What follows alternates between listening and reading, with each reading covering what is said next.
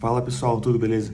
Queria falar com vocês sobre os jogos das oitavas de final da Libertadores, né, os jogos que aconteceram aí nessa última semana, e também fazer uma projeção do que eu acho que vai acontecer nessas quartas de final também, tá? Mas antes eu peço que você deixe seu like, se inscreva no canal, compartilhe com seus amigos e deixe nos comentários quem você acha que passa, como você acha que, que serão os confrontos aí, tá? Quem você acha que pode chegar até a final. E se esse vídeo aqui tiver bastante like, uns 15 likes, eu posso fazer isso também da Sul-Americana, beleza? O primeiro confronto aí foi o Racing contra o Atlético Nacional. O agregado foi 5-4 pro Racing, né? Primeira partida o Atlético Nacional fez 4-2, saiu ganhando por 3-0, o Racing fez 2, né, 3-2, e aí no finalzinho o Atlético Nacional conseguiu fazer o quarto gol. E na volta o Racing surpreendeu, porque eu achei até que depois do 4-2 o Atlético Nacional ia se classificar, só que o Racing meteu simplesmente 3-0 para conseguir confirmar o confronto sem até a necessidade aí de pênaltis, né? Então realmente foi uma ótima jornada do Racing. Do time do Racing, eu destaco que o melhor jogador, o zagueiro Gonzalo Piove, tá? Que ele é o melhor jogador em termos de nota, em todas as competições que o Racing disputa. Ele fez 2 gols contra o próprio Racing, então, assim, eu acho que esse talvez seja o melhor jogador do Racing, porque o Rojas saiu, né? O Rojas foi pro Corinthians e, com certeza, o Rojas era o melhor jogador do Racing disparado, tá? Isso não tem a menor dúvida. Mas agora, com essa saída, o Piove é o melhor jogador. Além do Aníbal, que o Palmeiras tentou contratar, não conseguiu, infelizmente. Mas eu acredito que o Piove seja um jogador superior, né? E o outro confronto dessa mesma chave, Boca Juniors e Atlético Nacional, Nacional, desculpa, foi 0-0 a primeira partida e 2-2 o jogo da volta na Argentina. O Boca, que saiu ganhando, tomou empate. Fez 2-1, tomou empate. Aí nos pênaltis conseguiu a classificação com o gol do Benedetto e tudo, né? O time do Boca é um time forte, gente. É um time talvez assim, um pouco mais experiente e tal. Talvez falte um pouco de juventude para esse time do Boca. Mas assim, é um time muito forte. Tem o Merentiel no banco de reservas, que é o jogador do Palmeiras, que lá ele se acertou. O Romero, que é o goleiro de Copa do Mundo, então não precisa nem falar, né? Chegou na final de uma Copa do Mundo. Então, Cavani dispensa apresentações. Ótima contratação do Boca, tá? Como eu falo, eu gosto de ver jogadores experientes, jogadores históricos, de fato, jogando no futebol brasileiro, como o Valencia, como o Suárez, como o Lucas e o Ramos agora. E também é legal a gente ver isso nos nossos vizinhos aqui. Claro que eu preferia que o Cavani jogasse com o time brasileiro, mas também é bacana de ver ele aí na Libertadores. E, ao que tudo, se Deus quiser, né, vamos enfrentar o Boca Juniors na semifinal e o Cavani vai estar em campo. Vai ser bem bacana de acompanhar. Ainda mais eliminando eles, né? Se Deus quiser. Mas o melhor jogador do Boca, na verdade, é o Sebastián Vidia. Ele é o melhor jogador, faz vários gols, então também tem essa surpresa aí, que não é um jogador tão conhecido, mas os números dele são impressionantes, tanto na Libertadores quanto no Campeonato Argentino. E além deles tem o Varela, que é um ótimo meio-campista, um meio-campista novo, talvez seja o ponto de juventude desse time do Boca, porque o restante é um pouco mais experiente. E o Rojo, que também é outro zagueiro de Copa do Mundo. Eu acho que o favorito para esse confronto é o Boca, né? Não tem muita dúvida. Além de ter um time melhor, um time com mais experiência, ótimos jogadores, também vem numa fase melhor. O Boca foi melhor nos últimos anos aí no Campeonato Argentino. O Boca foi melhor, está melhor no Campeonato Argentino. Então, na própria Libertadores, o Boca fez uma pontuação melhor na primeira fase. Então, acredito que o Boca tem tudo aí para se classificar. Outro confronto aqui foi o Independiente Del Valle contra o Deportivo Pereira. Cara, para mim foi talvez a maior zebra dessa Libertadores, mais até do que o Atlético Paranaense e Bolívar. Porque o Deportivo Pereira, ele é um time muito fraco, tá? É um time colombiano que foi quinto no ano passado. Atualmente, ele tá em 18º. Em 2021, ele foi o 14º. Então, quer dizer, 2022 foi um ano completamente atípico para esse Deportivo Pereira. Perdeu jogadores. Então, eu não esperava que o Deportivo Pereira conseguisse classificação. E principalmente porque o segundo jogo foi na altitude, né? Tanto é que, se você ver os números da partida, foi um massacre. A partida que foi 1-1, né? 73% de posse de bola pro Del Valle, 27% pro Pereira. 26 chutes contra 9 pro Del Valle. Então, realmente foi muito surpreendente para mim, tá? O Deportivo Del Valle ser desclassificado. Eu tinha certeza que ia ser Palmeiras e Del Valle. Mas agora vai ser Palmeiras e Deportivo Pereira. Obviamente, Palmeiras é franco favorito. Acho que, assim, é o confronto que tá mais decidido. não tem questão de salto alto, gente. Quem não pode ter salto alto é o jogador, o torcedor pode. Se eu achar que o Palmeiras vai se complicar com o Deportivo Pereira, pode fechar, né? Pelo amor de Deus, o Palmeiras é extremamente favorito para esse confronto, não tem o que falar. O melhor jogador do Deportivo Pereira é o Angulo, que é um jogador que eu nunca ouvi falar, e o segundo é o Quinteiro, que passou pelo Fortaleza e pelo Vasco, né? Então tem uma carinha conhecida aí. E o outro confronto, já falei bastante, fiz pós-jogo, fiz pré-jogo, que foi o Palmeiras e Atlético Mineiro. Não vou entrar tanto nisso, só digo que Palmeiras deu a lógica, né? Palmeiras classificou, 1-0 no agregado, conseguiu aí a classificação. Agora começando mais uma análise dos times brasileiros que jogaram aí, né? Atlético Paranaense e Bolívar. Primeira partida foi 3-1 pro Bolívar, acho que foi nisso aí que o Atlético Paranaense complicou. Tá bom, vai, o Palmeiras perdeu de 3-1 e depois no jogo da volta fez 4-0. Mas é diferente, porque é a primeira fase. Quando o Bolívar tomou 2-0, ele abandonou a partida contra o Palmeiras e tomou os outros 2 gols. É diferente no mata-mata. É diferente num jogo que você tava até jogando bem, tá, o Bolívar. Você toma 2-0 e você fica se segurando. Então, eu acho que o Atlético Paranaense talvez tenha até entrado um pouco com soberba nessa partida. Muita gente já estava como classificado. Eu avisei que era difícil. O Bolívar tá com investimento pesado aí do Grupo City. É o melhor Bolívar da história, sem sombra de dúvidas, né? O segundo jogo nem foi um massacre tão grande. Teve 18 chutes contra 12 do Atlético, para o Atlético Paranaense. Então, uma diferença aí de 6 chutes. Além disso, vale dizer, teve um gol mal anulado do Bolívar. O Thiago Heleno se jogou ali, o cara mal encostou nas costas dele, o Thiago Heleno se jogou. Então era pro Bolívar já ter tido um resultado melhor até no tempo normal. Então acho que foi extremamente justo que o Bolívar tenha se classificado, tá? Poderia ter sido 2-1 essa segunda partida e o Bolívar se classificar sem necessidade de pênaltis. Então, acho que o Atlético Paranaense precisa contratar um treinador, tá? O Wesley Carvalho é um treinador interino, não deu conta do recado, tá? Difícil o interino dar certo, né? O último aí que eu me lembro, acho que foi o Carille mesmo, do Corinthians, então é difícil do interino dar certo. O Paulo Turra, ele tinha todo o respaldo do Filipão, tá? Então, acho que o Atlético Paranaense precisa contratar um treinador de fato. Também tem que ficar de olho aí, porque vai perder o Vitor Roque. Agora, pro Atlético Paranaense, só resta aí o Brasileirão, né? Que é tentar uma classificação no G6 ali para Libertadores ano que vem, porque de título mesmo não vai ficar sem nada.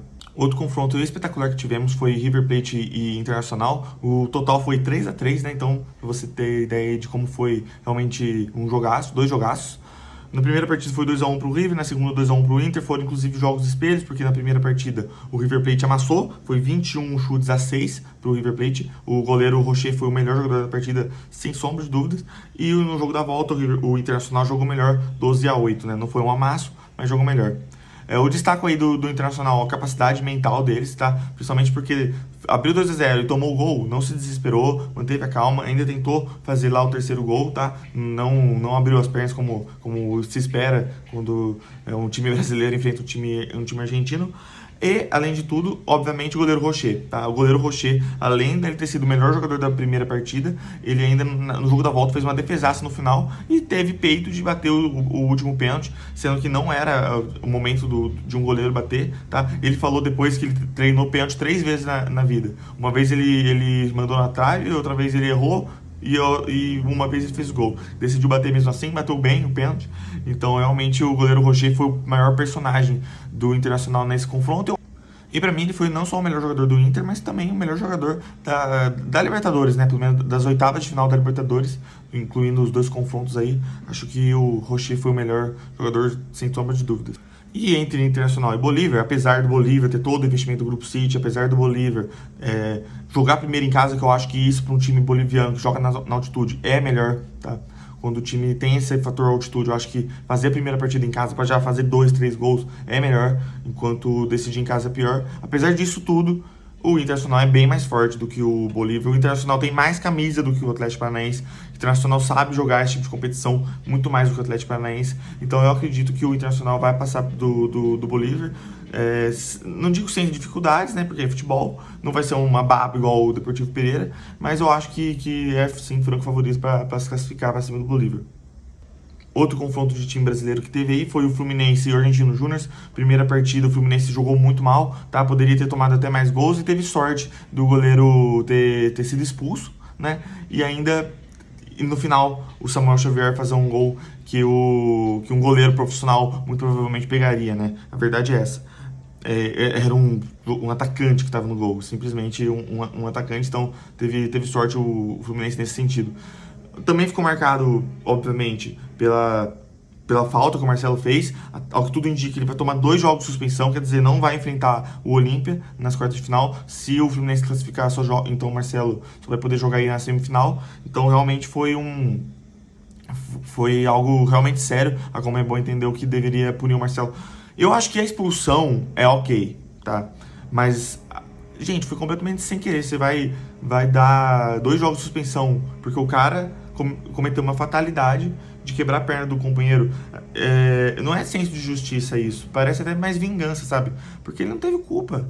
O Marcelo foi sem querer, não foi na maldade. Se tivesse sido na maldade, eu concordaria. Mas não foi sem querer. Então eu não concordo muito com essa suspensão, tá? Mas enfim.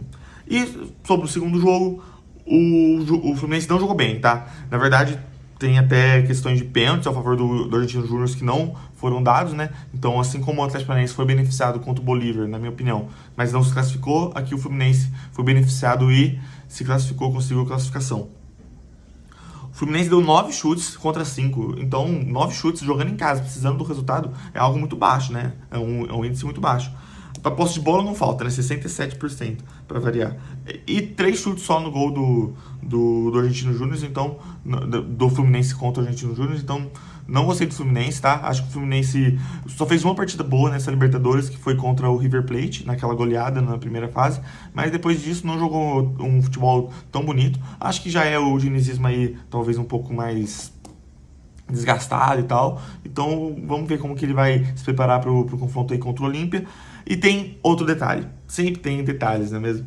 O gol do Samuel Xavier, que abriu o placar, foi um golaço, mas talvez um goleiro titular, ou pelo menos reserva, defenderia. Por quê? O goleiro titular foi expulso na primeira partida, certo? Então ele não pode jogar a segunda partida. E o goleiro reserva dele, ele se machucou no aquecimento. Então foi o goleiro da base pro gol. Então, quer dizer, o Samuel Xavier fez 2 gols no confronto. Não vou tirar o mérito, claro que não. O Samuel Xavier tá jogando muita bola. Só que o primeiro gol dele lá na Argentina era um atacante no gol, era um cara que não é goleiro.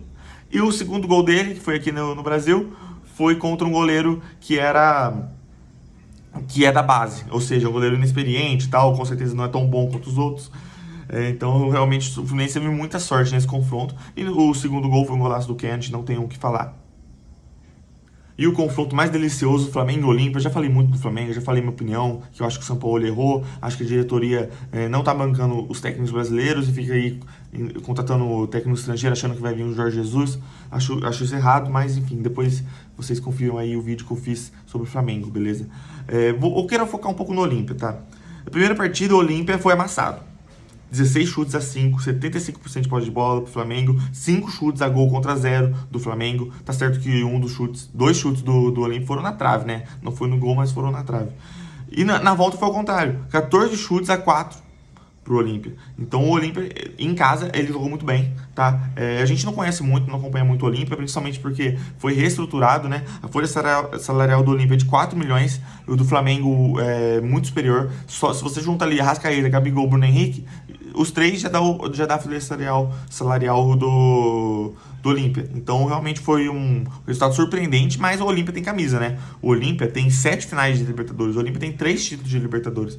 Então, venceu talvez o time com mais tradição de Libertadores, não que o Flamengo não tenha, só que o Olímpia tem tradição demais nessa competição aí. E sobre esse confronto que teremos, Olímpia e Fluminense.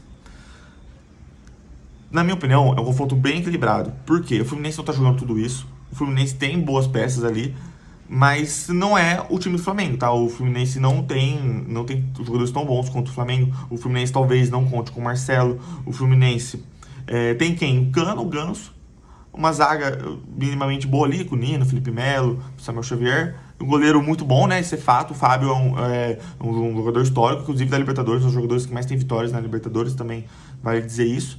Só que, gente, eu não acho que vai ser fácil esse confronto, tá?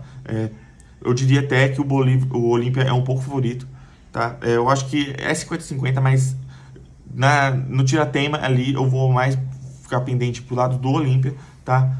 E, obviamente, se o Fluminense passar e você, torcedor do Fluminense, quiser vir me zoar, pode vir, não tem problema nenhum. Mas eu acredito que o Olímpia é favorito contra o Fluminense nessa partida aí, porque o Olímpia tá um time arrumadinho, um time que sabe se defender e que em casa é muito forte. Essa é a questão. O Olímpia decidindo em casa vai vir muito forte. Então, acho que pro Fluminense aí vai ficar complicado essa classificação. Mas isso então, pessoal, fazendo um resuminho aqui do que eu acho que vai acontecer nessas quartas de final. Boca Juniors e Racing, pra mim, é 60% pro Boca e 40% pro Racing. Palmeiras e Deportivo Pereira, aí é 95% a 5%, só vou dar 5% porque é futebol, tudo pode acontecer, mas eu acho muito difícil o Palmeiras não se classificar contra o Deportivo Pereira. Internacional e Bolívar, apesar do Bolívar estar estruturado com questão do Grupo City e tal, ainda assim eu acho que o Internacional tem vantagem, então é 70% pro Inter e 30% aí pro Bolívar. E o Fluminense e o Olímpia, como eu falei, não acredito que o Fluminense seja franco favorito, apesar de ter jogadores melhores. Acho que aí é 50% para cada. E no tira-teima eu vou ficar mais do lado do Olímpia, porque eu acho que o Olímpia tem mais camisa, muito mais camisa, né? Não tem comparação. Acho que o Olímpia tem mais tradição em Libertadores, eu acho que o Olímpia sabe jogar mais esse tipo de competição. O Olímpia em casa é muito forte e o Fluminense, mesmo jogando no Maracanã, não é assim tão forte. Então por isso que eu acredito que a classificação vai ficar pro Olímpia nesse confronto aqui. Então, na minha opinião, a semifinal vai ser Palmeiras e Boca, Internacional e Olímpia, o que vai ser bem bacana também de acompanhar. E se eu fosse chutar, diria que a final vai ser Palmeiras e Internacional, o que seria com certeza uma final muito histórica, porque nunca se enfrentaram na competição, então Internacional e Palmeiras no Maracanã ia ser bem bacana de acompanhar, e principalmente aí vamos poder zoar os cariocas, né? Porque o Fluminense não conseguiria chegar e nem o Flamengo. Mas isso aqui é só projeção, muita calma nessa hora. Talvez o Fluminense consiga surpreender o Olímpia e também o Inter. Valeu, gente. Forte abraço. Espero que você tenha gostado do vídeo. Deixe seu like, compartilhe com seus amigos. E é isso. Valeu.